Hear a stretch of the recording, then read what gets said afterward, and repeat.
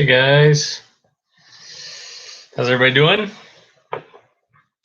Welcome to Sweet Jesus, because ice cream is sweet, but Jesus is sweeter.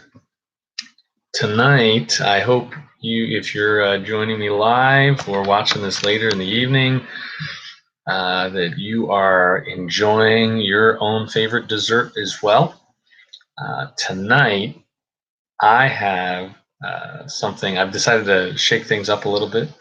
We had a neighborhood get together here over the 4th of July weekend, and we were left with all kinds of goodies that people had brought, desserts and sides and things that sort of left behind that didn't get fully used. One of them was an apple pie. So I've got some apple pie. But I've also got apple pie the only way you should ever eat apple pie or any other pie, a la mode. In other words, with lots and lots of ice cream. So, whatever your dessert of choice this evening, a brownie, piece of pie, ice cream, cupcake, maybe just a cup of tea, I hope you'll take a moment and join me in enjoying that delectable dessert as we get started with Sweet Jesus. Because ice cream is sweet, but Jesus is sweeter.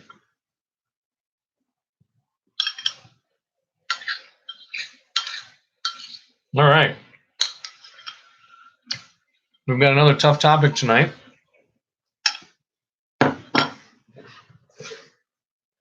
This is chapter 5.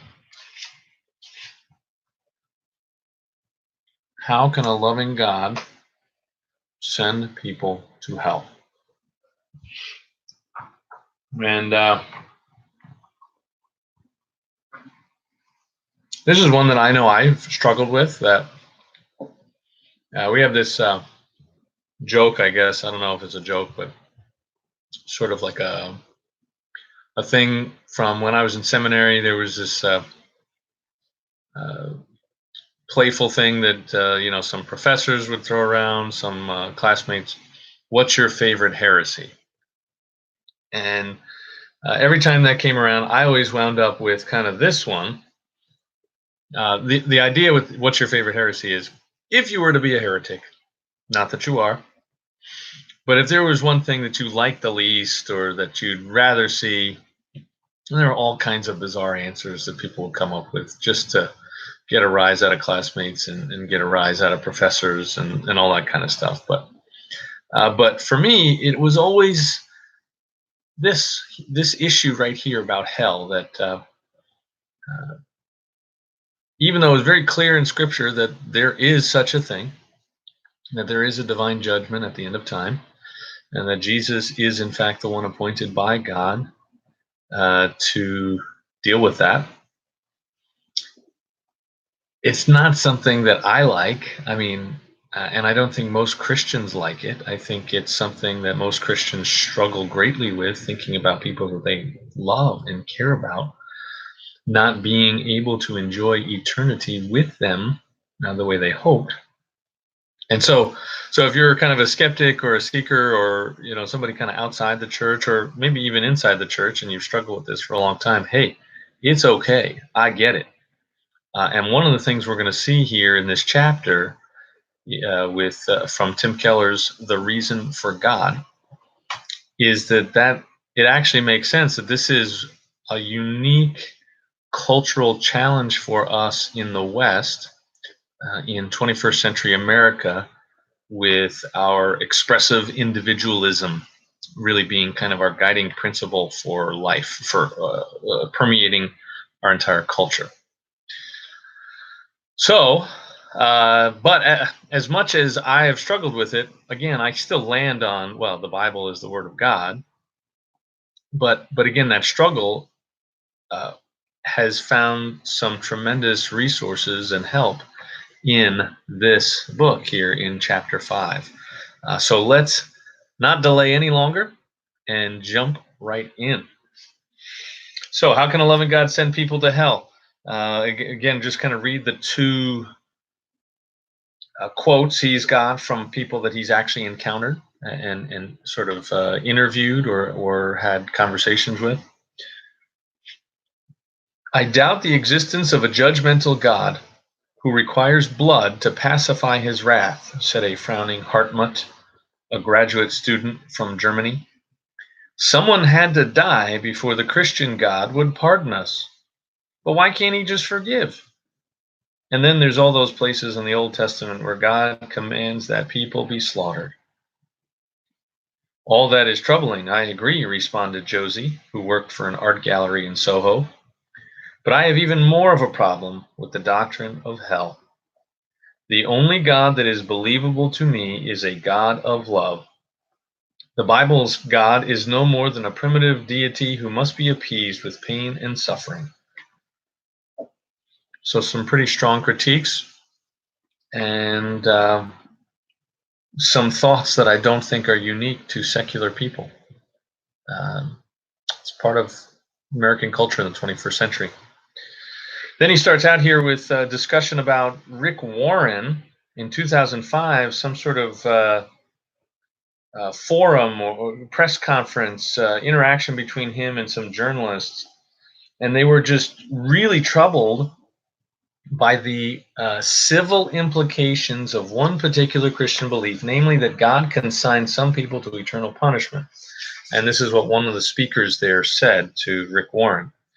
Maybe you can hold in your mind the contradiction, which is that Wendy, a non-Christian reporter present, is a full American citizen deserving of every protection that the most senior member of your church deserves. But when she dies, she's going to go to hell because she is not saved.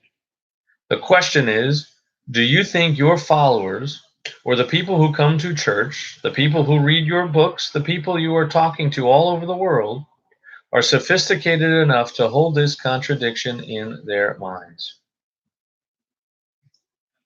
So the point there is that somehow, if Christians believe that there are people that are going to hell, that because we believe that, we are dangerous, because we will look at those people as second-class citizens, as people that are not deserving of the same protections and civil rights and liberties that we are. And I got to tell you, when I first read this, I was kind of like, is that really a thing? Like, I didn't realize that was a thing. And he doesn't quite answer it right away in the first part here, but I think he's just setting up how serious a problem this is. And I think it's a helpful caution for us to keep that in mind, that as we do talk about things like this, if we are confronted on our belief about and the Bible's pretty clear, laying out that this is in fact something that happens, that there is a such thing as hell, there is a such thing as divine judgment, and not everybody gets to enjoy eternity in bliss in paradise. So they're saying that any Christian who thinks that there are people bound for hell must perceive such people as unequal in dignity and worth. In this, they reflected the deep misgivings of many today about the Christian concept of a God who judges people and sends them to hell. That belief, they contend, leads to exclusion, abuse, division, and even violence. Although this objection to hell and judgment may seem to be more of a feeling of revulsion than a doubt, we can still find a number of very specific beliefs hidden inside it. So again, he's setting this up and going to kind of take apart each one of the underlying beliefs one at a time here. And I think it's marvelously done. It's been very helpful for me personally in trying to wrestle with this myself. He talks about a guy named Robert Bellah and a book where he speaks about expressive individualism, an idea, a set of beliefs that dominate American culture. In his book, Bellah notes that 80% of Americans agree with the statement, an individual should arrive at his or her own religious beliefs independent of any church or synagogue. Probably has something to do with why church attendance across the board is in pretty steep decline. Uh, he concludes that the most fundamental belief in American culture is that moral truth is relative to individual consciousness. Our culture, therefore, has no problem with a God of love who supports us no matter how we live. It does, however, object strongly to the idea of a God who punishes people for their sincerely held beliefs, even if they are mistaken. Uh, this objection, however, has a cultural history to it. Now he's going to talk about C.S. Lewis here in his classic, The Abolition of Man. He outlines what he considers to be a major difference between the ancient and modern views of reality. Lewis attacks our smug belief that ancient people believed in magic and later modern science came along and supplanted it. I'm sure if you're a Christian, you're fairly familiar with this idea, even if you haven't heard it expressed quite like this. And if you're outside the faith, if you're a more secular person, you get that idea. You probably have shared that idea. You've used that in some kind of debate with a person of faith. But Lewis was an expert in the medieval age and how it gave way to modernity. And Lewis knew that there had been very little magic in the Middle Ages. He knew that the high noon of magic was in the 16th and 17th centuries, at the very time that modern science was developing. And so he argues that the same cause gave rise to them both. The same cause gave rise to both magic and science. The serious magical endeavor, Lewis says, and the serious scientific endeavor are twins. One was sickly and died, the other was strong and throve. But they are twins, they are born of the same impulse. And that impulse is a new approach to moral and spiritual reality. There is something which unites magic and applied science while separating both from the wisdom of earlier ages. For the wise men of old, the cardinal problem had been how to conform the soul to reality, and the solution had been knowledge, self discipline, and virtue. For magic and applied science alike, the problem is how to subdue reality to the wishes of men.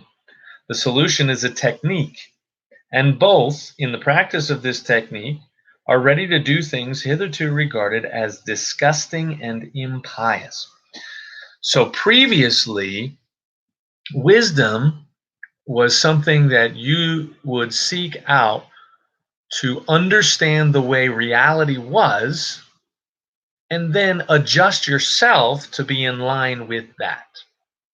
But what happens around this time after the Middle Ages and into the modern period, the 16th, 17th century, is that human beings come up with this idea that they shouldn't look around at the world, figure out how it works, and then conform themselves to it, but they should seek to conform the world to fit what they want it to be.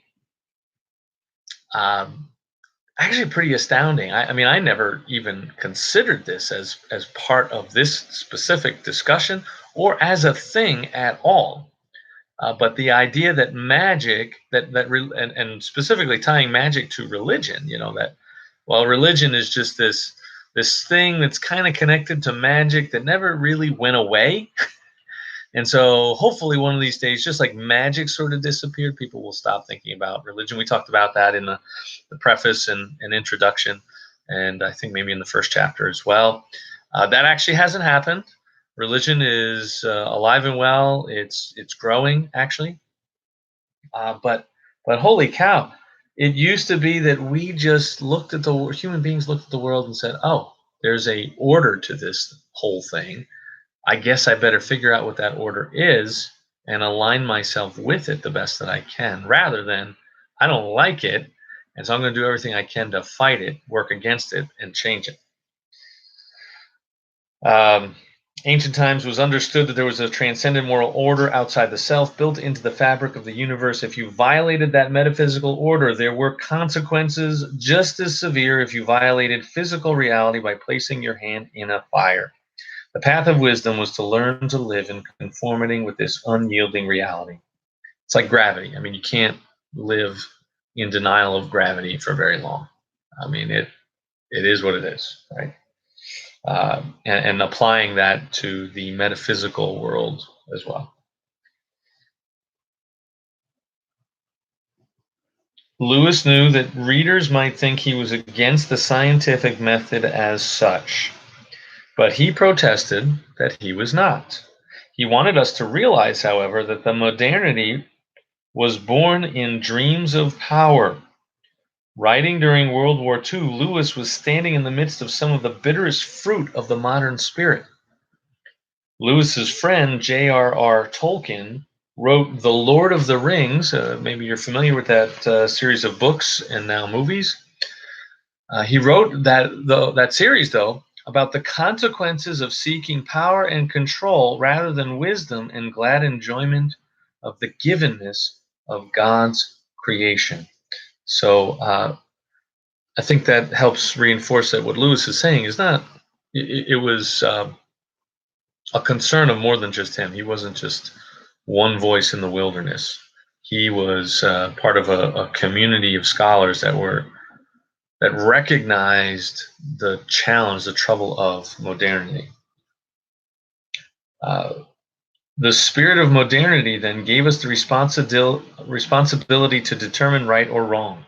Our new confidence that we can control the physical environment has spilled over, so we now think we can reshape the metaphysical realm as well.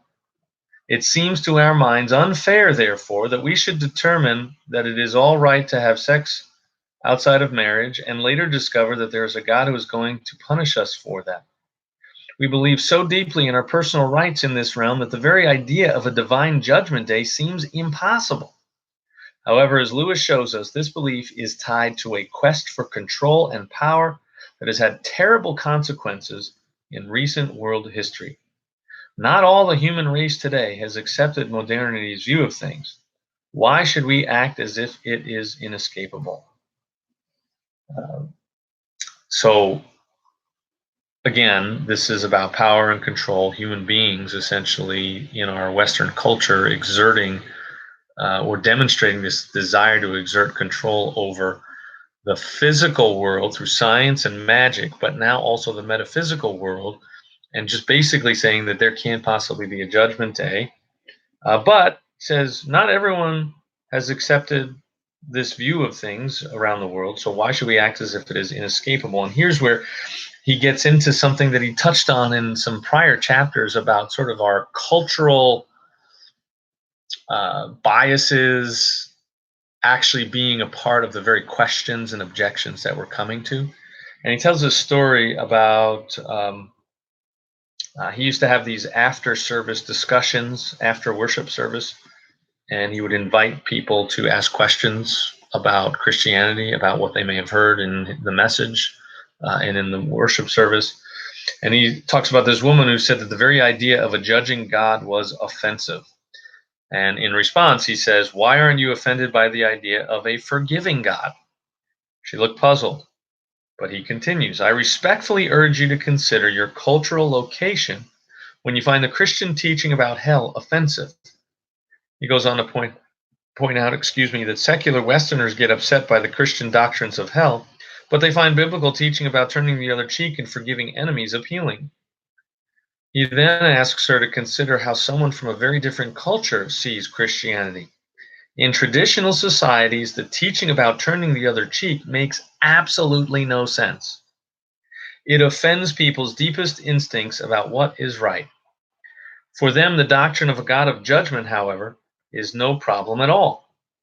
That society is repulsed by aspects of Christianity that Western people enjoy and are attracted by the aspects that secular Westerners can't stand. Why, I concluded, should Western cultural sensibilities be the final court in which to judge whether Christianity is valid? He goes on to ask her if she thought her culture superior to non-Western cultures. She answers no. And he says, well then, why should your culture's objections to Christianity trump theirs? And then this is a key point. And this is something for us as Christians too, here in this last paragraph to this section on page 75.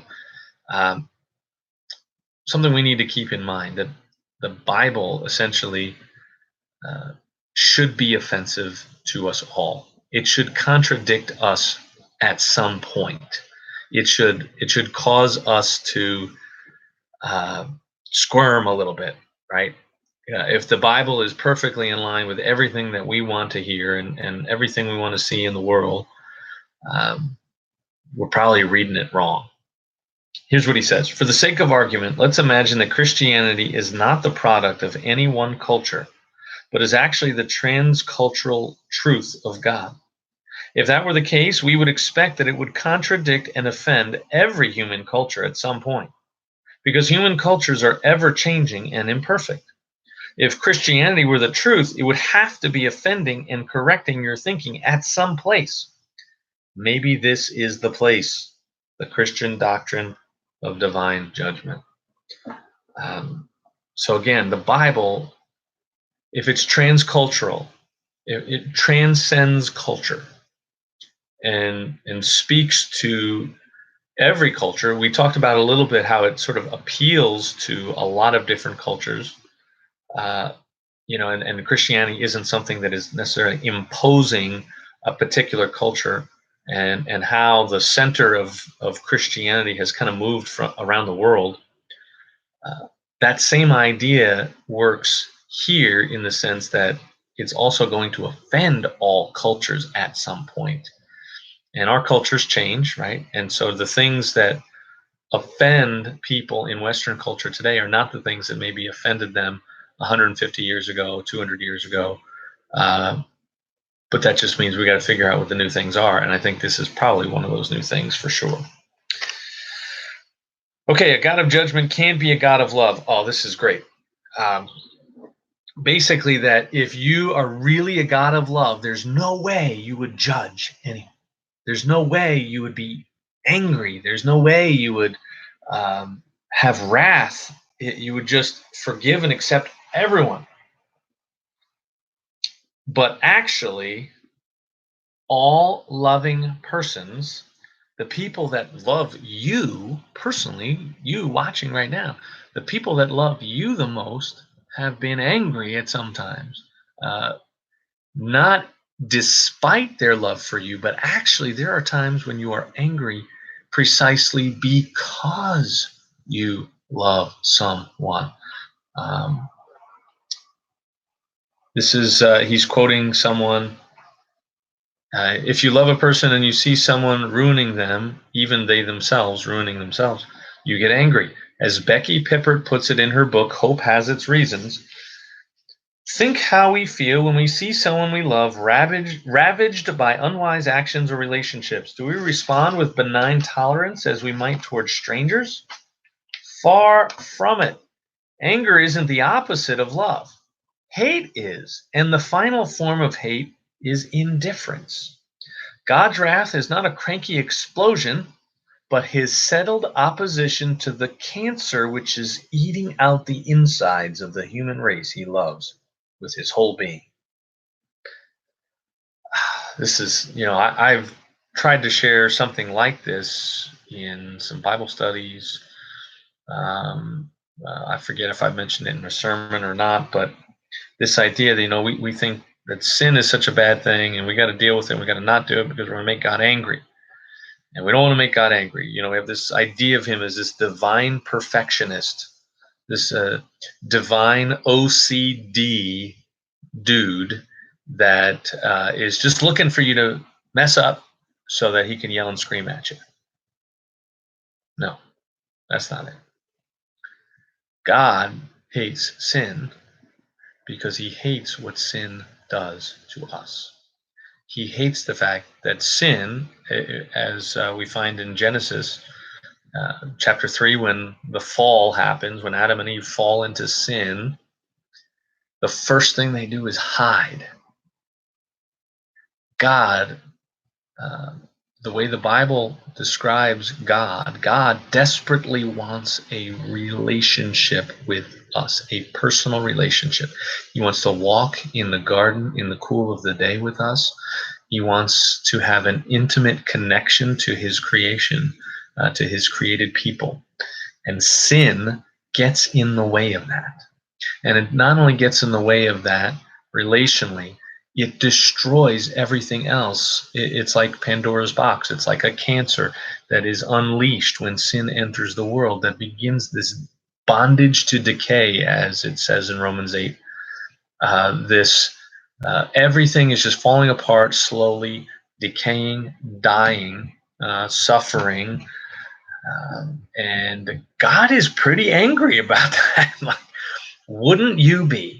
Wouldn't you be angry if there was something that was getting in the way of you and your children, or you and your spouse, you and your best friend, you and your parents, you and any other person that you love deeply? You'd probably get pretty ticked off because you love them, right? Because you love them. If you have kids and there's someone leading them down the wrong path, introducing them to drugs or alcohol or something way too young, you would be very angry, and you might unleash your wrath on the person or persons responsible for ravaging your loved one. So really, really powerful stuff. A God of love should actually get angry. A God of love should get angry. Just remember that. And then he quotes the Bible. He says, the Bible says that God's wrath flows from his love and delight in his creation. He is angry at evil and injustice because it is destroying its peace and integrity. So he quotes Psalms 145. Now, at this point, he says, many people complain that those who believe in a God of judgment will not approach enemies with a desire to reconcile with them. Right? So the idea is, if you believe in a God of judgment, that you're not actually going to try to work things out with them. You believe in this God of wrath and judgment, and you're going to just take it out on them. And that's why we have to have just a God of love. And if God is a God of love, he can't have this wrath and vengeance. Okay. But he says, if you believe in a God who smites evildoers, you may think it perfectly justified to do some of the smiting yourself. Yale theologian Miroslav Volf, a Croatian who has seen the violence in the Balkans, does not see the doctrine of God's judgment that way. And this blew me away. Okay, so if you got your book, read along. If you don't, listen carefully here. He writes, if God were not angry at injustice and deception, and did not make a final end to violence, that God would not be worthy of worship. The only means of prohibiting all recourse to violence by ourselves is to insist that violence is legitimate only when it comes from God. So, very key point there. My thesis that the practice of nonviolence requires a belief in divine vengeance will be unpopular with many in the West. But it takes the quiet of a suburban home for the birth of the thesis that human nonviolence results from the belief in God's refusal to judge.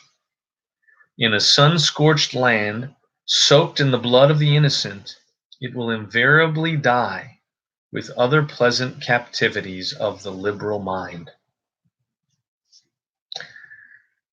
So the idea here is that there are people that think that if we believe in a God of divine judgment, that somehow we are going to take out vengeance. We're going to think it's okay to take out vengeance on people that harm us. But actually, this particular author, Miroslav Volf, what he says is the only way to get people to behave respond in a non-violent way to injustice, the only way to do that is if they have a belief, a strong conviction in divine judgment. And he says, you can question that all you want from a quiet suburban home where I am, where you likely are, right? In in this sheltered place of peace and tranquility. But you can't do that when you've endured what he's endured and what people he knows and loves have endured. And you see war and violence and just incredible savagery committed against innocent people, innocent children. If you see that, there is a human impulse in each and every one of us that desires justice. If we don't believe that there is an end to that, where there is a divine judgment, we will invariably, it will absolutely activate that deep need for justice in our hearts and cause us to lash out. It's not the other way around. We need divine judgment. We have this problem culturally because we are so blessed. I mean, we are blessed to live in a world, in a country, in a time and place. Most of us, at least, probably watching this, me for sure. We are blessed to live in a place where we're not faced with these kinds of evils the same way other people are, and so we can easily go, "Oh, hell no, judgment! Oh, come on, a terrible! How could you think such a savage thing? How could you be so ignorant and narrow and judgmental and exclusive and all that kind of stuff?"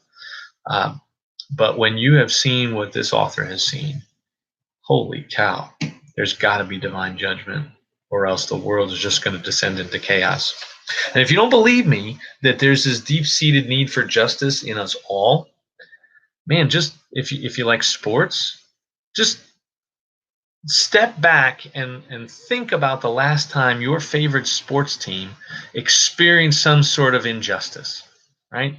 Baseball season's going on right now. Just imagine a called strike three that, they got those little boxes now where they can tell you whether it's actually in the strike zone or not. I don't know how accurate those things are. It seems like they're pretty accurate, but you're watching on the screen, it's way outside the strike zone, and the umpire just calls the star player out on strikes. It's the bottom of the ninth, bases are loaded, they need to score some runs to win, championship game.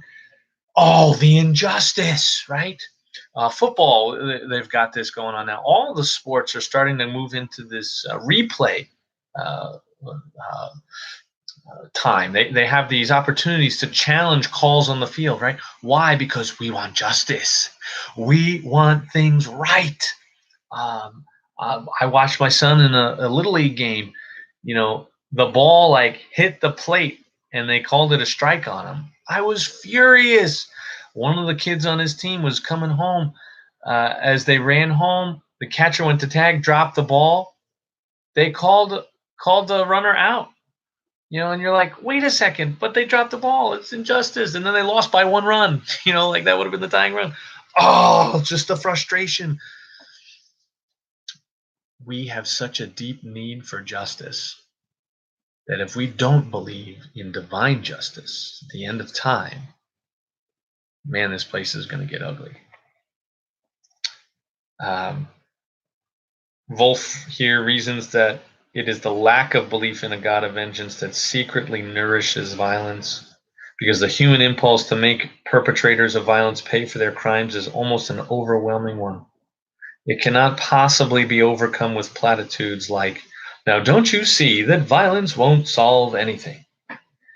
If you have seen your home burned down and your relatives killed and raped, such talk is laughable, and it shows no real concern for justice. Yet victims of justice are drawn to go far beyond justice into the vengeance that says, "You put out one of my eyes, so I will put out both of yours." They are pulled inexorably into an endless cycle of vengeance, of strikes and counter-strikes, nurtured and justified by the memory of terrible wrongs. Can our passion for justice be honored in a way that does not nurture our desire for blood vengeance? Wolf says the best resource for this is belief in the concept of God's divine judgment. If I don't believe that there is a God who will eventually put all things right, I will take up the sword and will be sucked into the endless vortex of retaliation.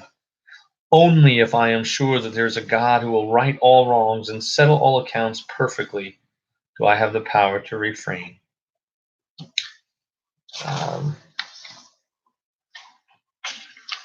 wow, powerful. Um, there's a mention here of this is connected to that. Karl Marx had called religion the opiate of the people because the promise of an afterlife, Marx said, led the poor and the working class to put up with unjust social conditions. But this Nobel Peace Prize guy, Milosz, a Polish poet, he writes, and now we are witnessing a transformation. A true opium of the people is a belief in nothingness after death. The huge solace of thinking that our betrayals, greed, cowardice, murders are not going to be judged. But all religions recognize that our deeds are imperishable. Um, Many people complain that belief in a God of judgment will lead to a more brutal society. But this guy, Milosz, had personally seen in both Nazism and communism that a loss of belief in a God of judgment can lead to brutality. If we are free to shape life and morals any way we choose without ultimate accountability, it can lead to violence. Wolff and Milosz argued that the doctrine of God's final judgment is a necessary undergirding for human practices of love and peacemaking. Um, I hope that whole section there is as helpful for you as it's been for me. But actually, this contradiction that resolving it, that actually you need this God of judgment in order to get people to behave nicely. And I think we are seeing that. We've seen that. He's talking about Nazi Germany and communism in the USSR. I think we're seeing it not as um, extreme case, but we're seeing it in America that, you know, in our civil discourse and society in general, that there is this, like it does sort of feel like the wheels are coming off, and that's after decades of an effort to remove God from all kinds of places and decline in the church and in biblical literacy and all of that kind of stuff. So I think there's plenty of evidence for that. Now he gets into this section here. I cannot reconcile even the idea of hell with a loving God. How do we address this understandable recoiling? Many modern people inevitably think that hell works like this. God gives us time, but if we haven't made the right choices by the end of our lives, he casts our souls into hell for all eternity. As the poor souls fall through space, they cry out for mercy, but God says, too late. You had your chance, and now you will suffer. Man, really nasty sounding, but I think that's the way a lot of people look at this. This caricature misunderstands the very nature of evil. The biblical picture is that sin separates us from the presence of God, who is the source of all joy and indeed of all love, wisdom, or good things of any sort. And since we were originally created for God's immediate presence, as I mentioned earlier, walking in the garden of the cool of the day, only before his face will we thrive, flourish, and achieve our highest potential. If we were to lose his presence totally, that would be hell. The loss of our capability for giving or receiving love or joy. Um, so basically, hell is people that don't want God get it, and when they don't get God, they get what they want. When they get away from God, is the consequence, the ultimate consequence of not having God. Um, a common image of hell in the Bible is that of fire disintegrates. Even in this life, we can see the kind of soul disintegration that self-centeredness creates. We know how selfishness and self-absorption lead to piercing bitterness, nauseating envy, paralyzing anxiety, paranoid thoughts, and the mental denials and distortions that accompany them. Now ask the question, what if when we die, we don't end, but spiritually our life extends on into eternity? Hell, then, is the trajectory of a soul living in a self-absorbed, self-centered life going on and on forever. Um, so the world is a mess. because God and humanity were separated by sin. Imagine if human beings who continue down that path of self-centeredness, they never get right with God, they never establish a relationship with Him through faith in Jesus Christ and change the trajectory, they just end up exactly where they want to be. And they end up seeing the ultimate suffering and fulfillment, the ultimate end of self-centeredness, which is awful. And he tells this parable of Lazarus and the rich man in Luke 16. I encourage you to take a look at that if you get a chance. Maybe you're familiar with it. There's a rich man and this guy named Lazarus, a poor man who's kind of hangs out at his gate. He doesn't have a place to live. He doesn't have food. He eats the table scraps. He's got sores on his body, and the dogs come by and lick the sores, and then they both die.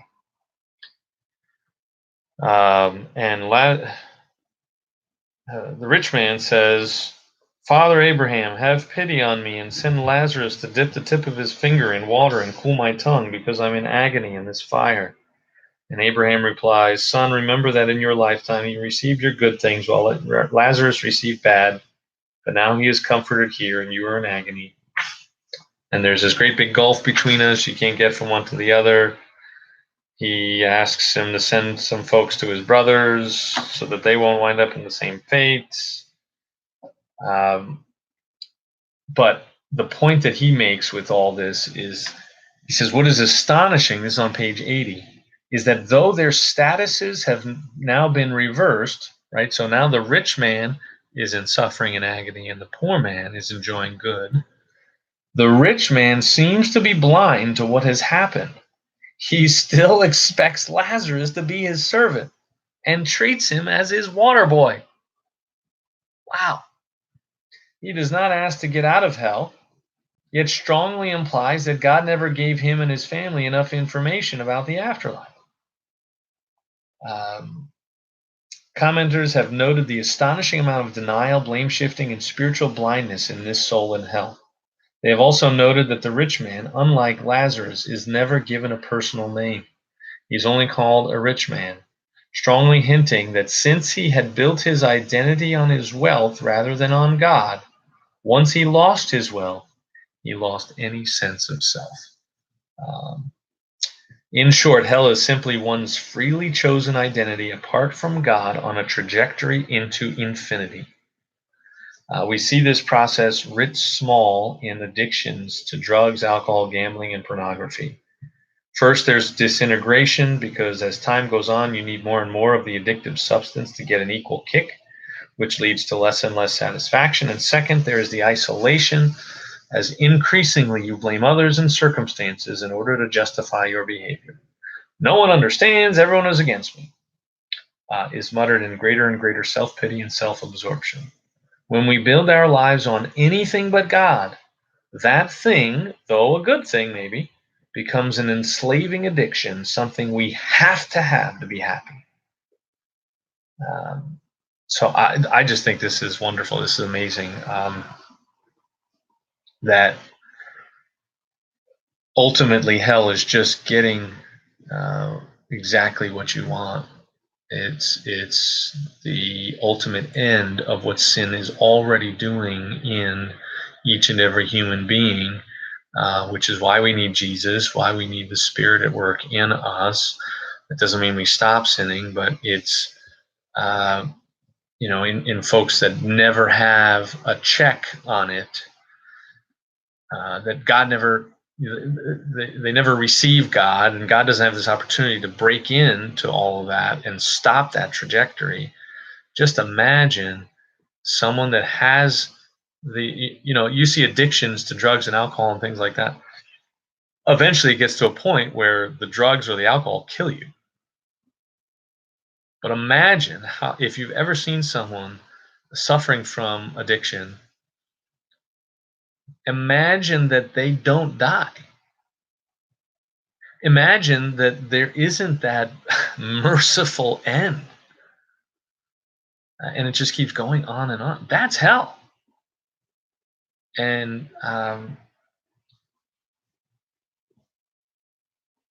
to not believe in hell is to not believe in any kind of judgment.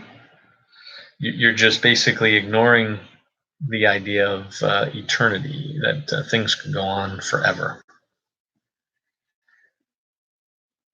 There is increasing isolation, denial, delusion, and self-absorption. When you lose all humility, you are out of touch with reality. No one ever asks to leave hell. The very idea of heaven seems to them a sham.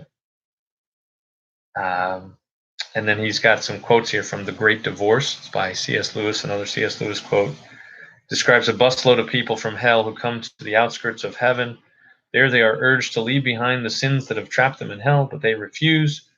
Lewis's description of these people are striking because we recognize in them the self-delusion and self-absorption that are writ small in our own addictions. Hell begins with a grumbling mood, always complaining, always blaming others, but you are still distinct from it. You may even criticize it in yourself and wish you could stop it. But there may come a day when you can no longer. Then there will be no you left to criticize the mood or even to enjoy it, but just the grumble itself, going on forever like a machine. It is not a question of God sending us to hell. In each of us there is something growing which will be hell unless it is nipped in the bud. It's a very interesting book if you get the chance. It's a little tricky, difficult perhaps to capture some of it, but worth the read, worth a shot. And then if you're having trouble grasping it all, find some resources to help. It's The Great Divorce by C.S. Lewis.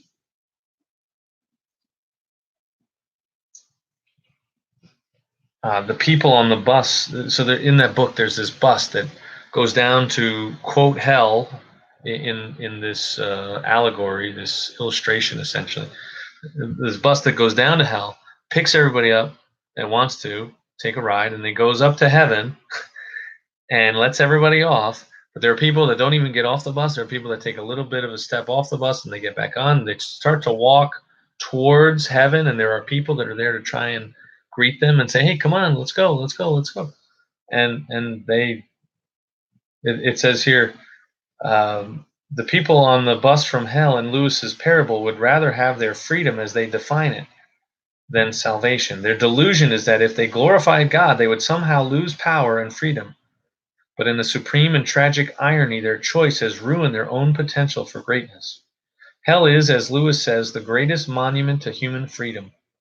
As Romans 1:24 says, God gave them up to their desires. All God does in the end with people is give them what they most want, including freedom from himself. What could be more fair than that? And then he quotes Lewis again. There are only two kinds of people, those who say, "Thy will be done," to God, or those to whom God in the end says, "Thy will be done." All that are in hell choose it. Without that self-choice, it wouldn't be hell. No soul that seriously and constantly desires joy will ever miss it. What he's wrestling with here is this idea that God would send people to hell, and just essentially saying that really hell is just, you're going exactly where you wanted to go. You're going exactly where you wanted to go. He would have helped you out anytime. He would have helped change the course, the trajectory. He would have put a stop to the thing that's in you and me and in all people that is going to be hell. But we said, no, this is too important. I want to keep this. Kind of scary, but helpful in undoing this idea of a mean, nasty God. Hell and the equality of people. This is back to the Rick Warren story at the beginning. He makes a point about, basically we must not make settled final decisions about anyone's spiritual state or fate, right? Today's outspoken believer may be tomorrow's apostate, and today's outspoken unbeliever may be tomorrow's convert. And I would say that's important for us to keep in mind. We do want to treat people with respect, whether or not we believe they're Christians or not. But this goes back to a previous chapter that within Christianity we have tremendous resources to care for and love all people, even people that disagree with us, especially people that disagree with us, because at the heart of the Christian faith is a man who is willing to die for his enemies. He let them kill him. In fact, he died for them to save them. So how could any Christian that has that at the heart of their faith, even if they believe in a divine judgment, even if they believe in hell and that there are people that will go there, that love of Christ should cause them to be kind to them, if for no other reason that they should be, because he was kind to them and kind to me as an enemy of God at one point. That's Romans 5:8. While we were God's enemies, Christ died for us. But all the more so if we love them and don't want them to wind up in the hell that is their ultimate end, the ultimate end of all human beings. If we want them to have the gift of faith that we have, we want to be as winsome as we can. We want to be as loving and caring as we can. We don't want to do injustice. We want to do justice. And so anyone that believes in hell and perpetrates injustice and doesn't treat people equally and with love and respect, that's not Christianity. So something to keep in mind.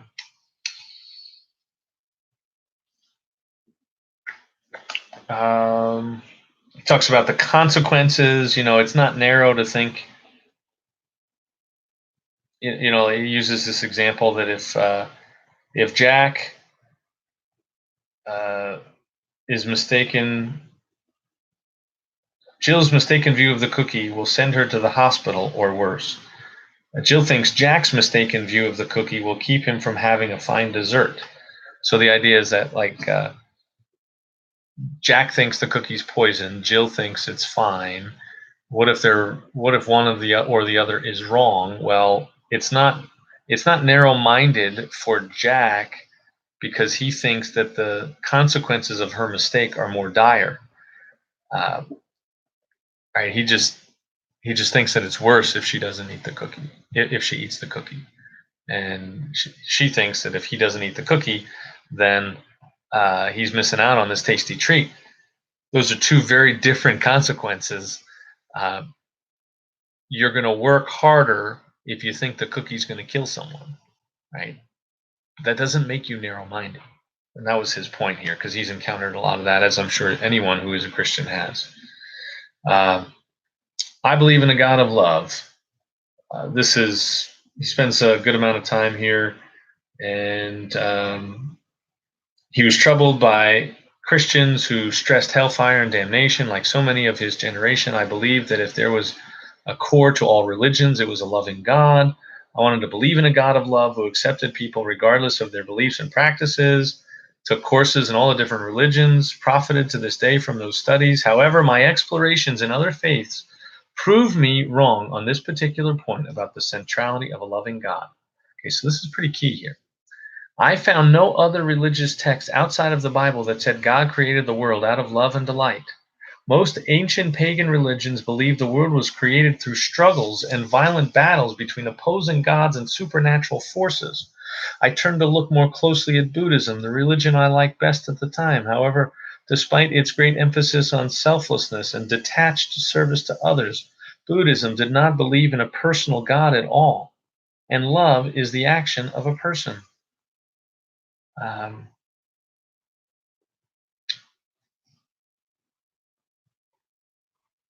This section, basically, what he's getting at is what people say. I believe in a God of love, and that's why they can't believe in a God who sends people to hell, or they don't even address that. I don't need church, I don't need religion. I just believe in this mystical God of love, mysterious God of love.